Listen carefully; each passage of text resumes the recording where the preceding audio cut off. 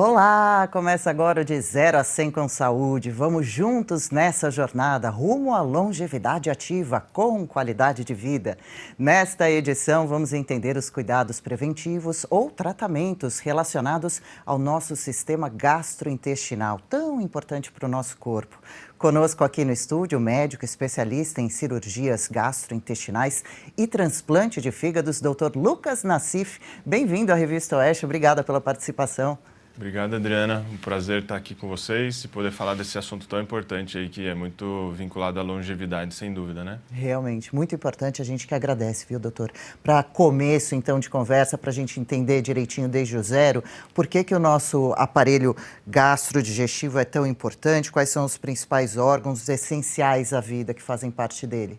O sistema digestivo ele é fundamental desde a infância, do nascimento até o idoso, então durante toda a vida de 0 a 100, né, como o programa aí indica, é fundamental então principalmente para a alimentação, né? Então a função desde a boca até o ânus é tudo voltado para a gente conseguir digerir os alimentos e pegar dentro dos alimentos os melhores nutrientes e a gente conseguir eliminar as impurezas e as coisas que não são úteis para a gente.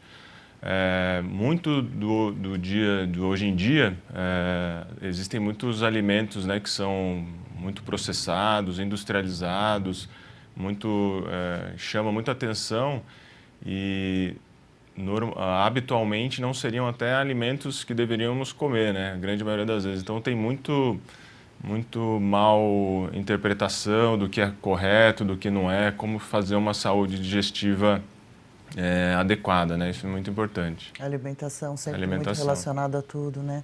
Doutor, então são diversos órgãos envolvidos nesse sistema todo, né? Sim, desde que a gente coloca uma comidinha na boca até que a gente elimina os nutrientes ou retém outros. Sim, vai desde os órgãos de víscera oca, né, que a gente fala, por onde realmente o alimento vai passando por dentro, caminhando, né, um caminho do alimento, né, então desde a boca, a gente fala de boca, orofaringe, né, região aqui da garganta, aí vai para o esôfago. O esôfago, né, ele tem uma região que ela é torácica e depois uma região pequena abdominal. Aí tem uma transição entre o esôfago e o estômago, aí tem o estômago onde também faz parte da digestão, aí já começa o intestino, então tudo isso são vísceras ocas, que desde a boca também já tem glândulas salivares, tem glândulas hormonais, né, que vai ajudando também no processo digestivo, né? Outras glândulas e órgãos maciços que também são importantes na digestão, o pâncreas, o fígado, né? O baço também, que faz a parte do sistema imunológico do sistema digestivo, né?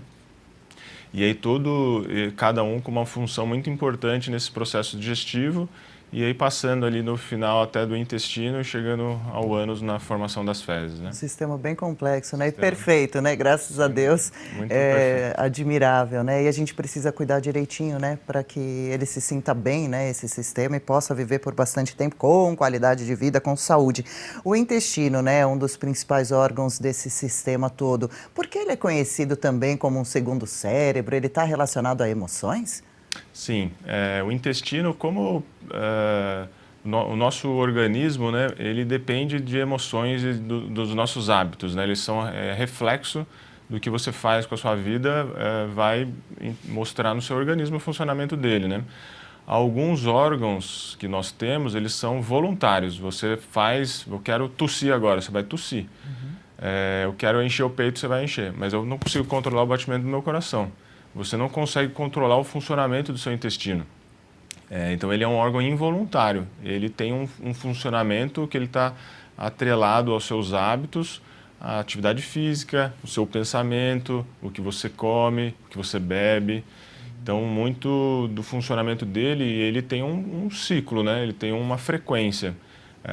Então, por isso que ele está muito relacionado ao funcionamento. Se a pessoa está muito estressada, muito nervosa, muito angustiosa, sai correndo, não tem um tempo ali para o intestino, ele não vai esperar, ele vai travar, né? Então, tem tanto o problema da pessoa ser muito acelerada e fica ansiosa com uma prova, algum processo importante ali, às vezes ela fica com uma digestão estufada ou até solta o intestino, começa a ter evacuações com diarreia, né? Tem o famoso frio na barriga. Frio na barriga, né? Então tem algumas situações que elas são realmente controladas pelo nosso pensamento, né? E o pensamento, às vezes, ele também não é fácil de você controlar. Então, eu não quero ficar angustiado, não quero ficar nervoso, né? Então, por isso que, às vezes, um tratamento ali de um lazer, uma atividade física, né? Um equilíbrio. Então, o equilíbrio, na realidade, ele não é o equilíbrio para o funcionamento do intestino, é o equilíbrio para a sua vida, né? Então, normalmente, uma pessoa que é desequilibrada, tanto emocional, de atividade física, de alimentação, o intestino vai ser também desequilibrado, né? Então, reflete. E a serotonina, o senhor já chegou a comentar que o fígado pode liberar? É um hormônio? Sim, é um hormônio que é produzido e ele ajuda nesse controle, né? Da atividade e da função também. E ele é controlado por essas emoções, né? Então, se a gente conseguir equilibrar essas emoções, a gente consegue equilibrar a liberação desses hormônios. A serotonina é um deles, né? Que são vários que ajudam no funcionamento do intestino também, né? E a gente ouve falar muito também de gente que tem prisão de ventre, né? Não consegue com a frequência, aliás, qual é a correta, sugerida de ir ao banheiro e por que ela acontece, qual o melhor tratamento? Isso depende também dos hábitos de cada pessoa, né? Às vezes a gente acredita que, a gente estava até conversando ali minutos antes, fulano tem que ir todo dia, outra pessoa está uma semana sem ir no banheiro, né? Então, dependendo de como é a vida da pessoa, o trânsito intestinal, o hábito dela ir no banheiro vai ser diferente de uma outra pessoa. Por exemplo, uma pessoa que come muito fast food, muita gordura, muita fritura, muita comida processada, tem muito pouco alimento ali que você vai absorver, muito pouco nutriente, muito pouco proteína, né? Então, a grande maioria, muita gordura. Então, o organismo vai tentar filtrar ali, metabolizar o ideal, o que é útil para o seu organismo, e o resto vai fazer bolo fecal e vai eliminar, né? Uma pessoa que é vegetariana, vegana, que come muito pouca proteína, ela vai absorver pouco e ela não vai conseguir nem formar um bolo fecal. Então, uma pessoa que às vezes faz uma restrição muito grande na alimentação, ela não vai formar o bolo fecal e ela não vai todo dia no banheiro. Então, isso é muito comum também, uma pessoa que está programa de redução do peso, né? Nesse programa, por exemplo, de bariátrica, ou quem precisa estar acima do peso, com diabetes, obesidade, né? Muita gente. Muita gente, essa síndrome metabólica, né? Que ela engloba muitos dos órgãos aí que a gente está falando, até o fígado, né? Se a pessoa está nesse programa, ela está com uma alimentação descontrolada e ela começa a fazer o controle da alimentação, de repente ela acha que ela travou, mas não é que ela travou o intestino dela, ela comeu coisas que o organismo absorveu, nutrientes, vitaminas, proteínas essenciais para ela sobreviver, e aí uma pessoa que funcionava todo dia vai funcionar a cada 2, 3 dias. Então, esse funcionamento depende muito dos hábitos, dos alimentos e de como está até a alimentação. Se você diminui a quantidade, também vai diminuir a frequência, né? E muitas vezes, então, a gente mesmo que está causando, né, o Sim. perfil do comportamento do nosso organismo, de um órgão específico, como estamos falando aqui, por exemplo, do intestino, e a gente nem sabe, culpa ele. Meu intestino está funcionando bem. Ele, né, veja o que você está fazendo. É tudo bem individual mesmo, como o senhor disse, né? E um dado importante do intestino, ele é involuntário. Então, é muito comum isso em mulher. Mais frequente isso acontecer com mulher. Por exemplo, vai ter uma viagem, vai estar na casa de dos familiares no final do ano, aí fica 2 semanas sem ir no banheiro. Então, o intestino não tem como, eu só vou funcionar no meu banheiro ou num horário específico. Isso, quando ele vem à vontade, tem que ir no banheiro. Porque senão, uma vez que você segurou, na segunda você vai ter um pouquinho mais de dificuldade, mas vai. Mas as fezes, elas vão ressecando dentro do intestino. E aí, realmente, pode ser um perigo. Então, quando as fezes vão ficando muito ressecadas, a gente vai falando dessa constipação fecal, e numa pessoa que vai ter problema na motilidade, então o trânsito intestinal, o peristaltismo assim, do intestino, ele vai ficando devagar, e aí não consegue empurrar o bolo fecal para frente. E aquilo que a pessoa não foi por vontade, eu não vou no banheiro agora porque eu não gosto desse banheiro. Aí ela vai vai virando um cimento mesmo. As fezes vão ficando endurecidas lá na saída e a gente chama até isso de fecaloma. Então, esse fecaloma, esse acúmulo de fezes endurecidas, elas podem ser graves. E a pessoa tem que ir no hospital para fazer lavagem por baixo e muitas das vezes, se faz muito tempo, às vezes tem que fazer cirurgia de abrir o abdômen aqui por cima para retirar essas fezes de dentro do intestino, né? Olha que absurdo, que consequência grave por grave. causa de um comportamento, mais uma vez, comportamento. um algo psicológico aí envolvido, né? Como em tudo na vida. Doutor, como eu sei que minha flora intestinal está saudável, como eu devo observar isso? Há quem diga que a gente vira e mexe tem parasitas que precisam ser controlados. Como é essa história? Isso é verdade. É? Dos nossos hábitos do dia a dia, o funcionamento da flora intestinal, né? Ela, dependendo da frequência que tem acompanhamento com gastro ou com nutricionista, é indicado a gente fazer um controle da flora intestinal. Então, tem alguns tipos de lactobacilos, né? Às vezes até líquidos ou comprimidos para a gente tomar. Às vezes, se você tiver uma alteração do hábito, ou ficar muito preso ou muito solto o intestino, né? Às vezes a gente tomar, e uma recomendação aí pelo menos uma vez por ano fazer esse acompanhamento com o médico e também com o nutricionista para a gente ver a necessidade de fazer o tratamento, né, de verminoses. Nessa época do ano é muito comum, né? Então verão, muitos desses vermes, desses parasitas, eles são contaminados pelo alimento, pela mão, contaminação fecal oral, né? Então aconteceu agora no Guarujá recente, né? É um local que está aí para, se eu não me engano, são 300 mil habitantes, estava com 2 milhões de pessoas no mesmo local. Então, aí tem uma piora do saneamento, tem uma piora da estrutura de água, de lavagem dos alimentos, das mãos, né? Então, a pessoa leva um alimento contaminado, ou a mão, foi no banheiro, não lavou a mão, ela pega uma doença intestinal. E aí, essa doença intestinal, aí a gente vai começar a falar de problemas do intestino, né? Então, se a pessoa contrai uma intoxicação por um alimento que ela comeu, aí ela vai ter doença. Então, aí realmente aumenta a frequência das fezes, diarreias com água líquida, a pessoa tem náusea, dor abdominal, pode até ter queda da pressão, pode ficar desidratada, né? Então, isso aí pode ser, às vezes, só por uma intoxicação alimentar. E a intoxicação alimentar, ela pode durar ali por 3 dias, mais ou menos. Você tira o alimento, a pessoa vai se hidratando e ela vai recuperando. E ela também pode ser confundida com uma infecção viral, uma virose, né? Então, a virose, ela vem também de sintomas gastrointestinais, desde vômitos, náusea, mal-estar, diarreia. E aí, tem intoxicação alimentar que pode levar até a morte, né? Tem intoxicação alimentar que pode ser grave, né? Pode levar, principalmente em criança e idoso, né? Criança e idoso, a desidratação e a desnutrição podem ser fatais em horas. Poxa. Então, e às vezes o sinal ali que eles vão mostrar para os familiares ou até para o médico é mais escondido, assim, é mais difícil, é mais obscuro, né? Então, um idoso que está com uma virose, ele já está mais sonolento, assim, ele tem que ir para um hospital, né? Dentro de um quadro de uma virose. E às vezes a pessoa, um familiar ou ele mesmo não identifica, né? Que essa sonolência é algo super grave ali. As fezes precisam ser observadas, né? De preferência com frequência. Num processo desse de infecção, sem dúvida, né? A frequência, o aspecto, a cor, então... se a gente vê se tem catarro, né, se tem um pus nas fezes, se tem sangue nas fezes, são sinais de alarme até para a pessoa ter uma infecção bacteriana, né?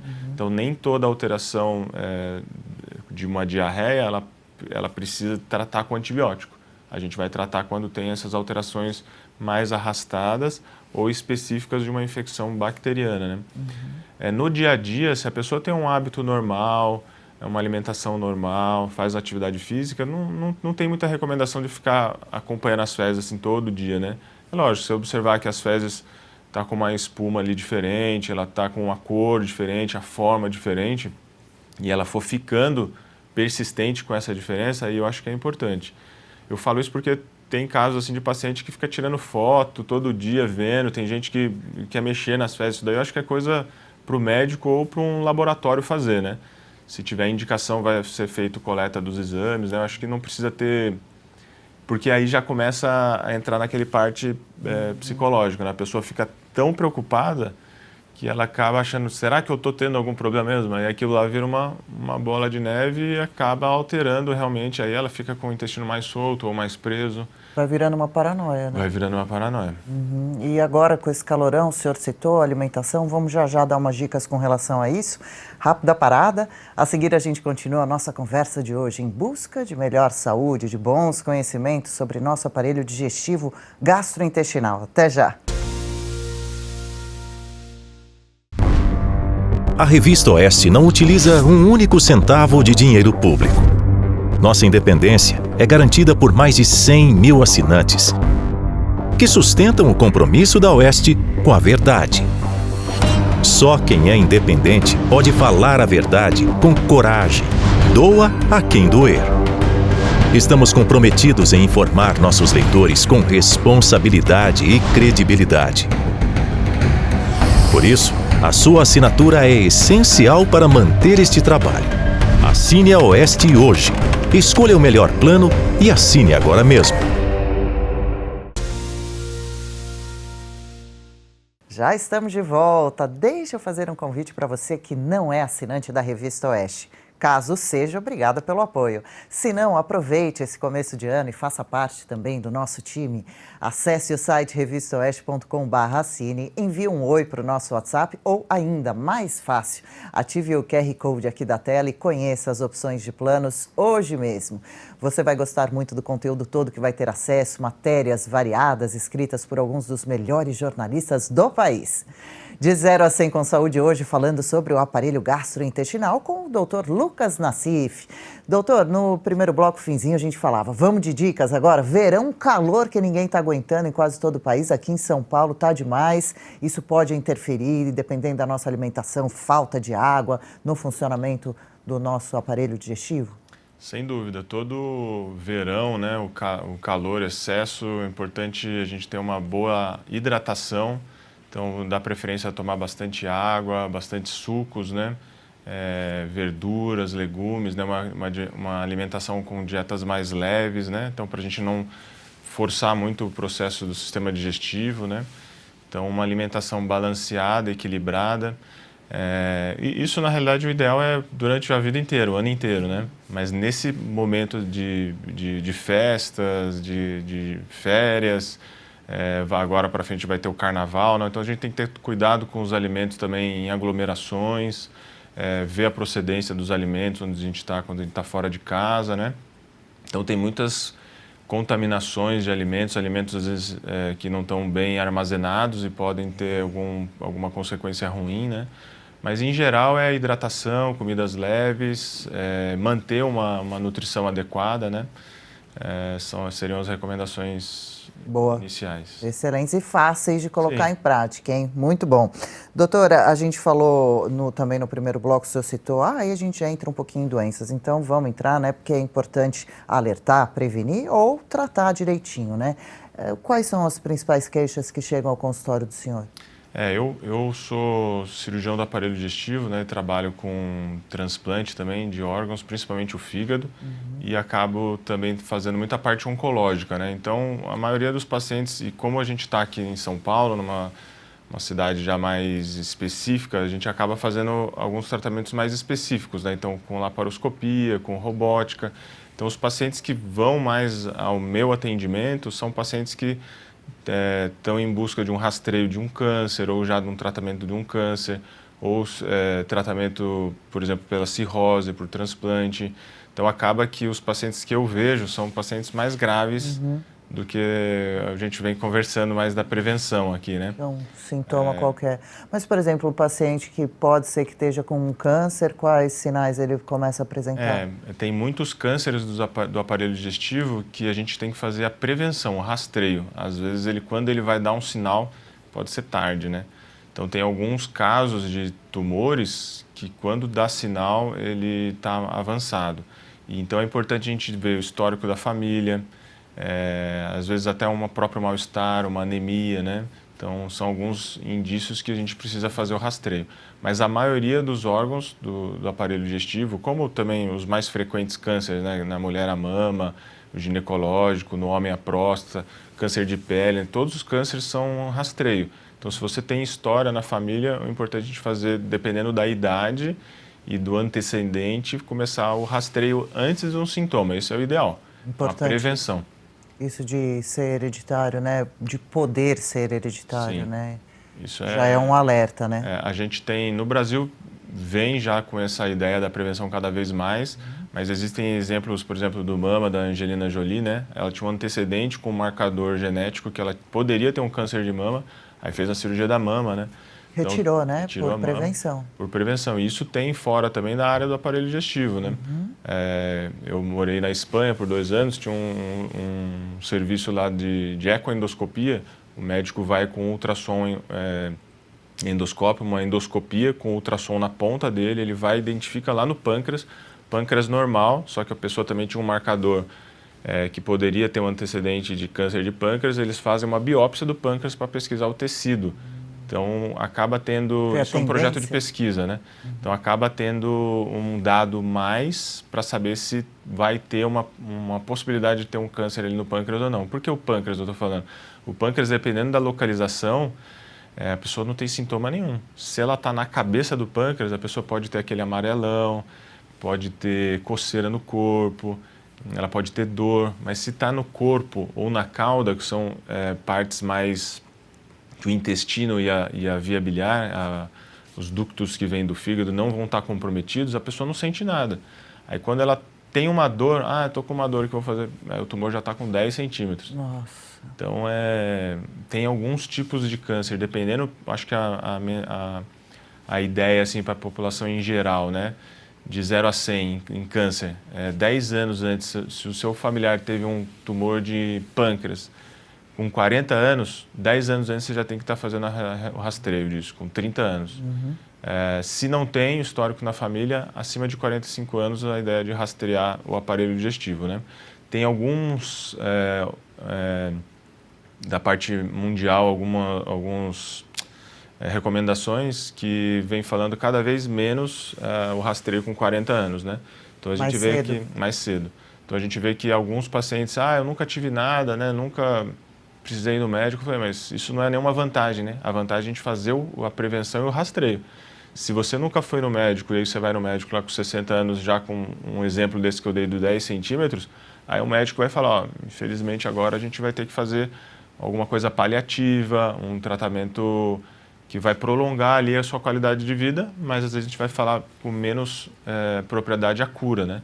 Se a gente faz a prevenção, tem muitos dos exames, por exemplo, o intestino, você faz o exame que é a colonoscopia, o médico consegue identificar ali um pólipo, que é como se fosse uma sementinha, uma pequena verruguinha no intestino e pode te curar, às vezes até de um câncer em milímetros, né? Imagina. Então a pessoa não vai sentir nada e o médico vai ter que ficar procurando. Ele literalmente vai com uma câmera dentro do seu intestino, navegando e procurando, vendo toda a parede, como se a gente estivesse aqui nessa sala, olha para o lado, olha para o outro e ele vai olhando e ele volta olhando tudo. Então isso é uma pessoa que está vendo, é um médico que está vendo. Então ele pode deixar de ver uma lesão de 1 milímetro, 2? Pode. Então por isso que dependendo do exame a gente tem que saber quando que tem que refazer, dependendo da biópsia quando que teria que fazer o acompanhamento, né? Então isso são rastreios que podem ser prevenção e às vezes tratamento. E que podem salvar uma vida se feitos, né, com antecedência. A gente sempre traz esse alerta aqui, né? Quanto antes vem o diagnóstico para as mais diversas doenças, quanto mais o câncer, maiores as chances realmente de tratar. Então, homens e mulheres devem começar a fazer exames a partir de qual idade? O senhor citou aí, principalmente para quem tem algum histórico na família. O importante é o histórico na família, né? Do aparelho digestivo. Se não tem nenhum antecedente, 45 anos, acho que é uma hora boa de procurar um gastro ou um coloproctologista, né? Para ter esse início dessa prevenção. Se tiver história na família, aí tem esse prazo aí de mais ou menos 10 anos antes, é interessante já ver. Existem doenças benignas familiares que a família já vai tendo e aí os familiares por exemplo, doutor? Tem, por exemplo, polipose adenomatosa familiar. A família toda tem que ser rastreada, né? São então, pólipos? São múltiplos pólipos no intestino todo e esses pólipos podem virar câncer. Então, diferente desse caso que eu falei que a gente vai navegando e procurando, esse aí a pessoa vai ter milhares de pólipos. E aí o médico tem que ir acompanhando para saber se tem indicação, às vezes, de uma cirurgia preventiva. Tem que tirar o intestino para não vir até um câncer, né? Ou, às vezes, vai fazendo o controle com o exame. E da parte da mulher, né, o ginecologista, né, com o preventivo, o exame da mama, né? e o homem o urologista. É importante esse rastreio do câncer, dependendo também da... E um que às vezes é subdiagnosticado, é pouco falado, mas é o primeiro, é o câncer de pele também, né? A pele é o mais importante, o mais frequente no mundo. É um órgão super exposto, né? Então, às vezes a gente está nesse calorzão tudo, tem que ter o cuidado, né, de prevenção, né, de protetor solar, de não estar muito exposto ao sol. Hoje em dia a irradiação está bem forte, né? Então isso é um risco que existe. E dependendo da mancha, do surgimento, do aspecto da pinta, ou da mancha que tiver na pele, deveria ser avaliado por um dermatologista especializado nessa parte, que pode às vezes ser um câncer também, né? Tem que ficar esperto, observar, né? O corpo dá sinais, Sim. né? E tem que dar atenção direitinho, né? Por exemplo, tem pessoas que confundem, acham já que estão com câncer, a gente sempre se preocupa com o pior, né? Tem essa tendência, mas pode estar confundindo ali com outro diagnóstico, como por exemplo ter uma hérnia ou a doença de Crohn, o que é? A hérnia, a palavra hérnia, o que significa, né?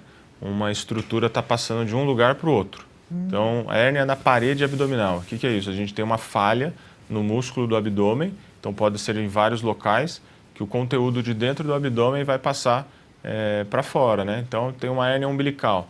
Então, você tem uma hérnia que tem um buraco no seu umbigo, na cicatriz umbilical, onde quando você faz uma força, principalmente, o conteúdo de dentro do abdômen vai passar.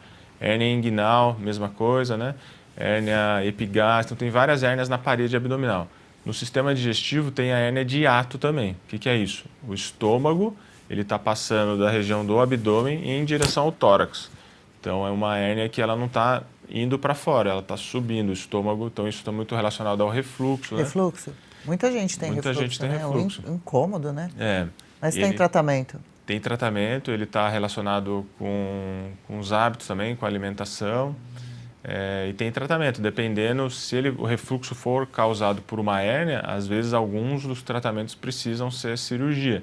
A cirurgia é a inicial que precisa? Não.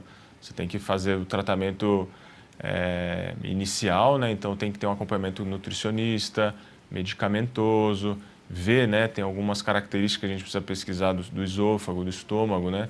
A motilidade dele para ver se tem algum outro componente que faz o refluxo ou se é a hérnia de hiato mesmo, né? O refluxo a pessoa come e o que acontece? O conteúdo do estômago volta para o esôfago, né? A comida mesmo? Lembra aquele caminho no início que a gente falou? A pessoa vai comendo, passa pelo esôfago, o estômago.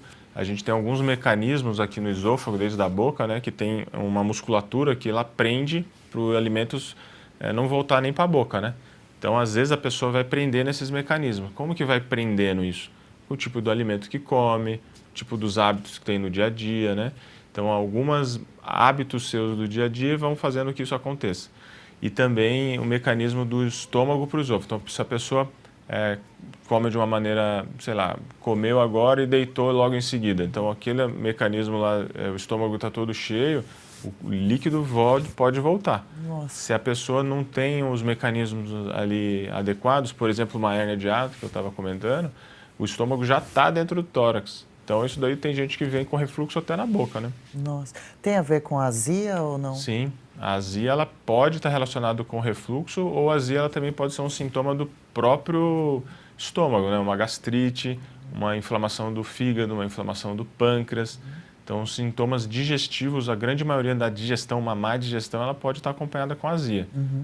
E a doença de Crohn, o que é, doutor? A doença de Crohn, ela é uma doença inflamatória do intestino. Então, uma doença que ela tem algum componente familiar também, hereditário. E ela é uma doença que ela vai da boca até o ânus. Então, mas no trato digestivo, né? Então, boca, esôfago, estômago, intestino delgado e intestino grosso. É comum no brasileiro? É comum, é comum. Mas tem tratamento Tem bacana? tratamento. Pode evoluir para câncer? Nada a ver? Ela pode, mas ela é menos de uma doença irmã dela. Doenças inflamatórias intestinais são duas mais comuns, que é a doença de Crohn e a retocolite ulcerativa idiopática. Essas duas doenças, elas podem acontecer em crianças, em jovens. São doenças que, como eu falei, que têm esse componente hereditário e precisam, às vezes, de medicação. Em relação ao câncer, a doença de Crohn menos do que a retocolite. A retocolite ela pode evoluir para câncer, principalmente do cólon e do reto. Então, uma doença inflamatória que ela vai inflamando tanto e ela pode dar mais câncer, né? O Crohn já não. O Crohn pode dar muita úlcera, estenose. Então, a pessoa pode fazer estenose no esôfago, úlceras no estômago, no intestino. O que essa pessoa sente? Quais são os Às vezes sintomas? dor, pode ter mesmo. sangramento, pode ter dificuldade na alimentação, dificuldade na evacuação, pode fazer obstrução intestinal. Então, a estenose, né, quando ela fecha a passagem do alimento, e úlcera é quando faz uma ferida na mucosa, né? A mucosa é a camada interna do intestino ou do estômago, do esôfago. A primeira camada que o alimento passa e tem contato se chama mucosa. Então, quando faz a úlcera, a gente faz como se fosse um buraco ali. E esse buraco, essa erosão, quanto mais profunda ela for, ela pode perfurar. Olha, então, às vezes, é uma situação de urgência, né? No Crohn, por exemplo, quais seriam algumas situações de urgência?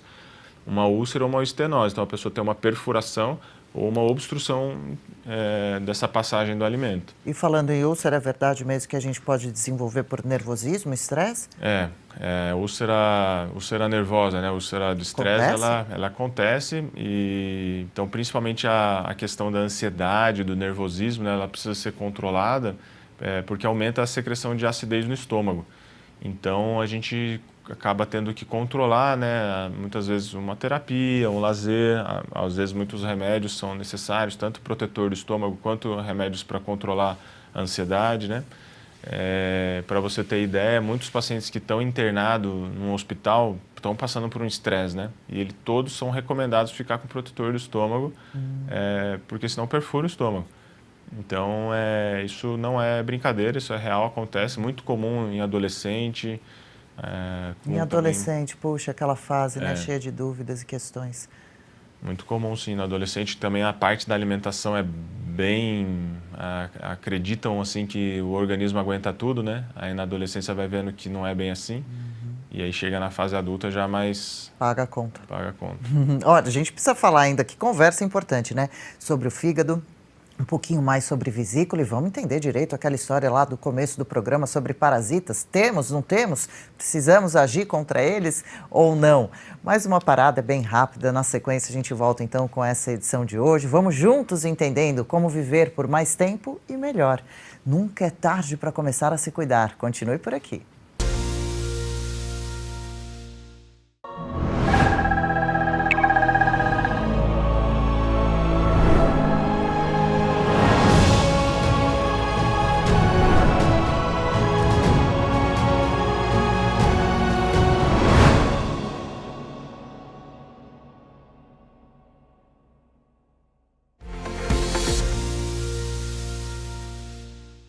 De 0 a 100 com saúde, hoje recebe o Dr. Lucas Nassif, médico cirurgião, especialista no aparelho digestivo. O senhor é especialista também em transplantes, não é? Transplantes de fígado. Acontece muito no Brasil essa necessidade, porque conta pra gente um pouquinho sobre esse órgão também tão importante. O fígado é um órgão fundamental aí na metabolização, né? Um órgão vital. Ninguém vive sem o fígado, né? Então, o Brasil é o segundo país no mundo em números absolutos de transplantes de fígado, né? Então a gente só está atrás aí dos Estados Unidos, de doador falecido. Que pena, hein? Então, apesar de estarmos lá na frente, em segundo lugar, temos muitos pacientes que precisam, né? Então a gente tem uma média de uns 40 mil pessoas aguardando um transplante e a gente faz 3, 4 mil transplantes no ano, né? Nossa. Então é muita gente que espera, muita gente aguardando o órgão. Então quando a gente sempre fala de fígado e de transplante, o foco principal, é lógico, é quem vai precisar fazer o transplante, mas no nosso país a gente aumentar a doação de órgãos, né? Um doador no nosso país, né, o doador falecido, é uma pessoa que ele no momento de uma fatalidade, a família, né, que vai autorizar essa procura das OPOS, né, que é a procura de órgãos, a fazer toda a avaliação do doador, se ele pode realmente ser um doador e vai poder ajudar. Um doador novo pode ajudar até 10 pessoas, né? É muito difícil a compatibilidade ou até que nem tanto? Não, o fígado de uma mulher pode ir para um homem? Pode. A compatibilidade do fígado ela é principalmente pela tipagem sanguínea e o tamanho do órgão, a gente chama o tamanho do enxerto, né, o tamanho do órgão com o tamanho do receptor. Então o volume dele é importante E, lógico, também alguns calibres, né, dos vasos, assim, são importantes essa adequação. Não é algo simples, né? Mas por que o fígado adoece, principalmente aqui dos brasileiros? No Brasil, muito comum é a hepatite do vírus C, a bebida alcoólica, e agora uma que está ascendendo assim e crescendo muito, que é um risco mundial no Brasil também, é a gordura no fígado, né? Então, a gordura no fígado, essa síndrome metabólica associada com diabetes, colesterol alto, pressão alta, sedentarismo, aumento da gordura abdominal, da síndrome metabólica, e ela pode dar gordura no fígado, e a gordura no fígado dá a chamada esteatohepatite, uma inflamação no fígado que ela pode dar fibrose, e a fibrose pode evoluir para cirrose. Então, é muito comum hoje a nossa população está ficando mais obesa, mais diabética, mais sedentários, né? E as pessoas acreditam, mas eu nunca nem fiz uso de bebida alcoólica. Mas essa cirrose não tem a ver com a bebida alcoólica, né? Ainda pode bem que ser agravada. Está sempre muito relacionado, mas não é só a bebida alcoólica que causa cirrose. Normalmente um obeso pode beber bastante. Então, ele está tendo 2 fatores de risco grandes, né, para a cirrose, que é a bebida, e o peso. E não só para a cirrose, a gente já falando um pouco de câncer, né, obesidade e o álcool são fatores de risco conhecidos para o câncer, né? E falando na cirrose específica, por que o fígado adoece, essas 3 são as principais no nosso país. A hepatite é causada pelo quê? A hepatite, o senhor falou. A hepatite ela pode ficar crônica e a cirrose, 2 tipos. A hepatite B e a hepatite C. A hepatite B, hoje em dia no nosso país, a gente tem a vacinação. Então, quem não foi vacinado tem que procurar se vacinar, que é uma proteção. Hoje em dia, quem nasce no nosso país é vacinado pelo Ministério da Saúde. Se eu não me engano, aí deve ter, quem está acima dos 30 anos não tinha no calendário vacinal, então tem que procurar ver se tem essa proteção. Se não tiver, precisa fazer para proteger contra o vírus B. O vírus C não existe vacinação. Então, hoje em dia, a gente tem o tratamento, ele é seguro, ele consegue tratar, que há poucos anos atrás ele era muito agressivo e não tratava tão bem quanto hoje, mas hoje em dia é um tratamento bom. Mas como que a pessoa desenvolve a C? É contágio, né? Contágio? Tanto a B quanto a C, transfusão de sangue, tatuagem, uso de mesmo compartimento tinha aquele negócio de cutícula, escova de dente. Olha que perigo escondido por aí, hein? Ele tudo vai pela transmissão do sangue, né? A B e a C. A hepatite A, ela pode levar também ao transplante. Como, né? Aí a hepatite A ela é a contaminação como uma virose, que a gente estava falando do alimento levar na boca, a contaminação da hepatite A ela é fecal oral. 85% da nossa população já teve contato com a hepatite A alguma vez, alguma virose pelo vírus da hepatite A, que contaminou pela boca. Quando a pessoa tem uma contaminação aguda e uma parcela bem pequena, pode fazer na hepatite A uma hepatite fulminante. O que é isso? Uma hepatite tão grave, uma destruição tão grande do fígado, rápida, que a pessoa pode ir para um transplante de urgência. Então, é diferente desse caso da hepatite B e C que eu estava falando, que ele vai ficando crônico, com cirrose. A hepatite A, ela pode fazer uma infecção também e precisar de um transplante de uma forma de emergência, né? Ai, preocupei, hein? O fígado, porque como a gente cuida bem dele, por que, por exemplo, ele é tão atingido pelo álcool? O fígado, ele é o grande órgão que metaboliza tudo que a gente consome, né? Então, o fígado e o rim, na realidade, né? A grande maioria dos alimentos, remédios que quem consumir e usar no dia a dia, vai estar sendo metabolizado ali. Então, ele é um grande filtro mesmo, um grande metabolizador com muitas funções. E se o álcool, por exemplo, da sua pergunta, ele vai machucando, inflamando esse órgão, né? Então, eu dou um exemplo assim dessa inflamação, ele vai destruindo as células e vai fazendo ela ficar dura, rígida. Então, essa inflamação constante, as células vão ficando enrijecidas, elas vão perdendo a função, elas vão ficando duras. Essa dureza vai chamando de fibrose. Quando ela mais dura ela vai ficando, isso tem vários graus, né? Ela vai chegar na cirrose. Então, o próprio álcool, ele agride a célula mesmo do fígado, né? E está falando de álcool quanto, hein, doutora? Assim, cerveja também está contando, ou a gente está falando só para quem toma pinga? Vamos deixar bem claro, pinga todo dia ou não? É ao longo da vida ou é por um período curto de abuso? O álcool, eu como médico aí trabalho essa parte do sistema digestivo, ela não tem recomendação médica do aparelho digestivo fazer uso de álcool, né? Falando daí na cirrose, quando que é o risco de cirrose, depende também se é homem ou mulher e o peso da pessoa. Então, normalmente, uma mulher 30 gramas por dia e homem umas 40 gramas por dia, né? Então, isso a gente está falando de uma dose ali de destilado por dia, já daria o risco da cirrose, né? Então, o importante é a frequência para ter a cirrose. Então, quanto você está tomando aquela mesma dose por tempo frequente e persistente, um risco de ter a cirrose. Importante, então, eu deixar claro isso, né, que da parte do aparelho digestivo, a gente não tem nenhuma recomendação, nenhum médico deveria falar, você tem uma liberação para fazer uso do álcool. Ele é perigoso para todo o sistema digestivo seu, principalmente para o fígado e para o pâncreas. Ele dá uma pane no corpo todo, né? O ideal seria não precisar fazer o uso dessas. Eu falo isso porque às vezes as pessoas falam, mas o doutor autorizou o social, o doutor autorizou isso. Eu escutei ontem um paciente de 34 anos que fazia uso já de álcool por 20 anos e ele agora foi me procurar porque está mas com 34 anos. Muito novo. Muito novo, mas numa situação terminal da doença. Não acredito. Então, aí ele vai procurando para você ser o milagre ali. Infelizmente, nessa situação que você está, a gente vai ter que ter calma e tentar te tratar. Ele precisa de nutrição, ele está desnutrido, com anemia, então cheio de inchaço no corpo. Então, uma pessoa jovem, mas que ficou muito tempo consumindo, e o dele era cerveja, né? Não era destilado. Então, as pessoas, eu não tomo pinga, não tomo uísque. Mesmo a cerveja é arriscada, né? Alerta importante, até mesmo porque as propagandas, né, fazem essa associação como se fosse pura diversão, né, algo ligado à alegria, à festa, né, a estar se divertindo e feliz, e você pode estar consumindo um veneno, na verdade, né, um veneninho aos poucos. Você está comentando muito interessante, que eu sempre penso nisso, que há poucos anos atrás, os pacientes, as pessoas perguntavam para a gente do cigarro, do tabagismo, né? Hoje em dia as pessoas têm, acho que até vergonha de perguntar para o médico se pode fumar. Mas era comum perguntarem, né? As pessoas aqui dentro do estúdio, posso fumar aqui dentro? Hoje em dia é proibido, todo mundo acha até com estranheza. O álcool não. O álcool hoje, como é liberado, as pessoas querem autorização do médico ainda. Então, por isso que... e do cigarro não tem, mas é nesse sentido, porque na televisão está propaganda, em todos os lugares vendem.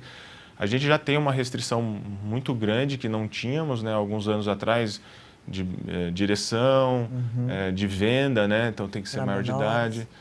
Já acho que melhorou muita coisa, mas é diferente se a gente for colocar o risco do cigarro com álcool, ainda está além um do outro, né? De qualquer forma, vende em qualquer esquina, é super barato e muitos jovens menores de idade conseguem comprar também, não sabem, usam com irresponsabilidade.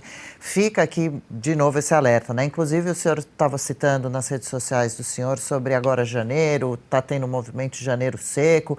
Por que isso? Estamos vindo de festas, né? E já tem carnaval aí também, que costuma acontecer um abuso nesse sentido. Essa é uma ideia das pessoas tentarem parar do uso do álcool, né? Tentar ficar um mês seco, sem bebida alcoólica.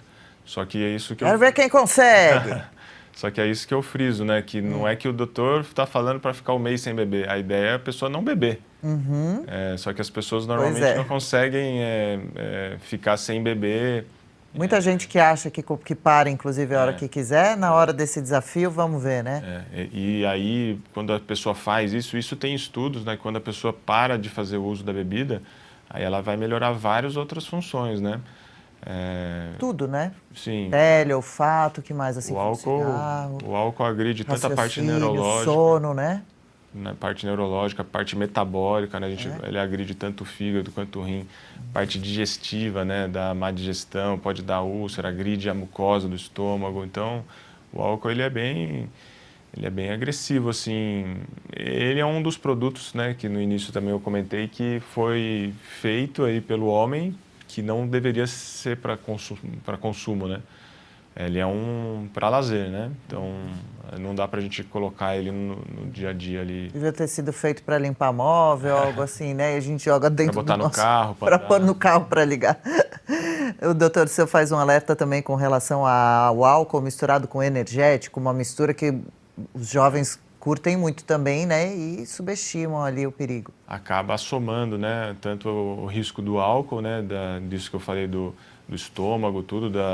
Tem gente que entra em coma o álcool, ele tanto faz, também eu falei da hepatite A, né? Aguda, mas o álcool ele pode fazer uma a cirrose, se é a longo tempo, só que uma pessoa que vai começar o carnaval agora, que não bebe muito, mas entrou numa turma de amigos lá e vai beber muito, essa pessoa pode entrar em coma alcoólico, né? Ela pode parar numa UTI e ela também pode fazer uma insuficiência hepática alcoólica aguda. Ela pode precisar... No nosso país não é permitido o transplante por bebida alcoólica ativa, né? Mas a pessoa pode precisar de um transplante agudo pela ingestão abusiva de álcool, né? E o pâncreas também pode fazer uma pancreatite aguda alcoólica pela ingestão abusiva do álcool. Então, o álcool, por si só, é muito perigoso. O energético, a quantidade de cafeína e de estimulante que tem nele é muito alta, né? E a pessoa, às vezes, quando toma, não vai tomar uma só, né? Ela vai aumentando a dose ali. Se empolgando. E ela é doce, ela é saborosa, então tem cores atrativas, né? Então Mais uma propaganda enganosa. É um risco que a pessoa tem que saber o uso, né? Pelo menos se conscientizar com essas informações aqui, né? E igual a gente está falando, são drogas lícitas que compram em qualquer lugar, né? Mas elas às vezes podem fazer um risco tão grande quanto as ilícitas, né? Para a gente falar de vesícula, mas queria encerrar antes um pouquinho sobre fígado, sobre o transplante, que é a especialidade do senhor. É uma cirurgia que, quando finalmente tem o órgão para o paciente, ela é rápida, ela é menos invasiva que antigamente. O senhor fala muito não só da questão do fígado, mas outras cirurgias feitas com 3D, com aparelhos robóticos. Isso é bacana no Brasil? O Brasil, hoje em dia, esses outros hospitais aqui, onde estamos aqui na região... Na Paulista, né? Na Paulista aqui, são hospitais de ponta, assim, no mundo, né? A gente está a nível tanto de sobrevida, de qualidade, assim, desses procedimentos no hospital, no centro cirúrgico, iguala com os Estados Unidos e Europa, né? Maravilha. O transplante de fígado, alguns anos atrás, a taxa no nosso país, ela era muito inferior. A gente está falando aí da metade das pessoas conseguiam sobreviver comparado com os outros países, né, mais desenvolvidos. E hoje em dia a gente está na mesma taxa, né? Então o Brasil hoje entrega a qualidade desse serviço e tem hospitais públicos também com esse serviço muito bom. Que orgulho. E o transplante no nosso país, ele tem uma parcela que é de direito público também pelo SUS, né? E o Brasil, o Sistema de Saúde e o Sistema Nacional de Transplante, a Secretaria Estadual, isso eu gosto de falar porque funciona muito bem, é muito rigoroso e a gente tem que ter orgulho disso mesmo no nosso país, porque muitos países desenvolvidos, a pessoa tem que pagar o remédio, tem que pagar, né? E hoje em dia uma pessoa que não tem a condição de estar nesses hospitais aqui da Paulista, hospitais particulares de convênio, o SUS entrega isso, né? Então, um direito da população que ele está garantido aí pelo SUS. Ai, que bom. E é um orgulho mesmo que a gente tem que ter. E a cirurgia do transplante, ela é rápida, demorada e o paciente é liberado para casa depois de quanto tempo? A cirurgia do transplante depende da maneira que o paciente precisou do transplante, né? Se é uma cirurgia que o paciente está muito grave, e às vezes o tempo que ele fica internado no hospital demora um pouquinho mais, né? Se o paciente está precisando também de fazer diálise, se ele estava com alguma infecção, se ele já estava muito desnutrido, isso daí conta muito, né? Mas um paciente com a cirrose que está vindo de casa, normalmente ele fica ali uns 7 a 10 dias no hospital. Bastante. Mas a gente está falando de uma cirurgia que alguns anos atrás demorava aí 8, 10 horas, hoje em dia é uma cirurgia que demora umas 5 horas, mais ou menos, de procedimento. Incrível. E muito segura, né? Hoje em dia, a chance da pessoa vir a ter um óbito numa cirurgia dessa, ela é muito pequena, né? Boa notícia. E é bem seguro e bem... tanto a parte anestésica, a parte de UTI, né? A cirurgia evoluiu bastante, mas eu acho que isso tudo foi acompanhando o procedimento cirúrgico, não só... existem maneiras, antigamente não sabia se a pessoa estava sangrando ou não, então fazia muitas transfusões desnecessárias. Hoje a gente consegue dosar exatamente qual o fator da coagulação que o paciente está precisando e você transfunde exatamente o que está faltando e aí você não gasta dinheiro com transfusões desnecessárias, né? Um outro chamativo importante, falando de transplante, de oncologia, é a doação de sangue. É importante as pessoas irem nos hemonúcleos, fazerem doação, pessoas jovens, né? Então agora nessa época aí de férias, janeiro, procurar um banco de sangue, doar, as pessoas precisam, né? Então não só dos órgãos, né? O transplante a transfusão, né? São muito importantes também ter doador, né? Bacana, pode de verdade salvar vidas, né? A frase parece clichê, mas é bem verdadeira. Para a gente encerrar, doutor, e é claro que a gente quer sempre evitar, né, essas cirurgias todas ou um transplante, muito menos, né? Mas se precisar, boas notícias o doutor traz aqui com relação à nossa estrutura no país. Um recado sobre vesícula para a gente não encerrar um programa sem falar desse órgão, que é tão comum, a gente ouve também brasileiro que precisa tirar a vesícula, que está com pólipos, precisa acompanhar o que são esses pólipos na vesícula, e já é um órgão que o corpo pode viver sem. A vesícula ela tem uma importante função no processo digestivo também, né? Então ela não é um órgão que as pessoas falam, ela não serve para nada, né? Na realidade ela serve, ela tem uma função digestiva, ela é um reservatório que fica anexo ao fígado, ela concentra e armazena a bile que é produzida pelo fígado, né? Então a bile ela é produzida pelo fígado, ela vai escorrer nos canais biliares, nos ductos, alguns tubozinhos que vão até parar no intestino, né? Lá no intestino tem um músculo que ele vai abrir e fechar quando você come uma comida gordurosa, principalmente. Aí esse músculo abre e a bile, que é produzida pelo fígado, vai cair lá no intestino. Se você não está comendo uma comida gordurosa, ele vai fechar, ele perde esse estímulo, aí o conteúdo produzido pelo fígado vai bater lá e vai voltar. E para onde ele vai? Para dentro da vesícula. Então a vesícula serve só para esse armazenamento desse que não foi utilizado naquele momento. A sobra. A sobra. Só que daí ela vai armazenando. Aí uma segunda vez lá que a pessoa vai comer uma comida mais gordurosa, ela vai ter aquele estímulo de novo. Aí a vesícula vai comprimir e vai ajudar nessa digestão desse alimento mais gorduroso. Então a bile concentrada e armazenada ali na vesícula, ela serve como um detergente para ajudar a quebrar essa gordura do alimento, né? Só que a vesícula, se ela tiver alguma alteração no funcionamento dela, né, até a contração desse movimento que eu estou falando, a gente chama de discinesia, a pessoa pode ter má digestão, ela pode ter azia e ela pode precipitar a bile que fica concentrada lá e formar microcálculos, barro biliar. Ela pode, daí, nesses microcálculos ou barro, fazer uma pancreatite.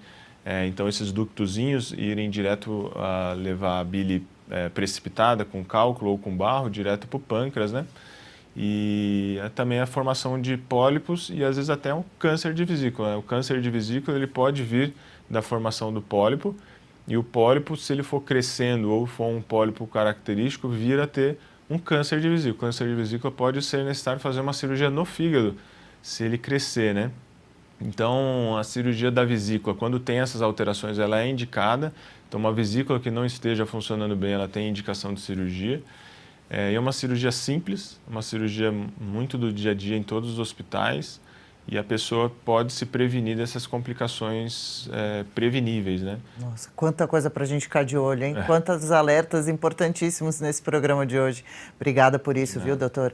E já fica um convite para o senhor voltar para a gente falar de outros aspectozinhos que passaram, porque é muita coisa realmente, né? Gravamos aproximadamente 1 hora por aqui, o tempo voou. Obrigada pela paciência em explicar, dividir conhecimento tão rico, viu? Que bom. Fico feliz aí, honrado pelo convite, estaremos à disposição, sim. Que bom. A honra é nossa, imagina, doutor. Quer deixar aqui, então, também um caminho para quem quer entrar em contato com o senhor? A rede social, que é muito boa, o senhor deixa lá muito recado legal.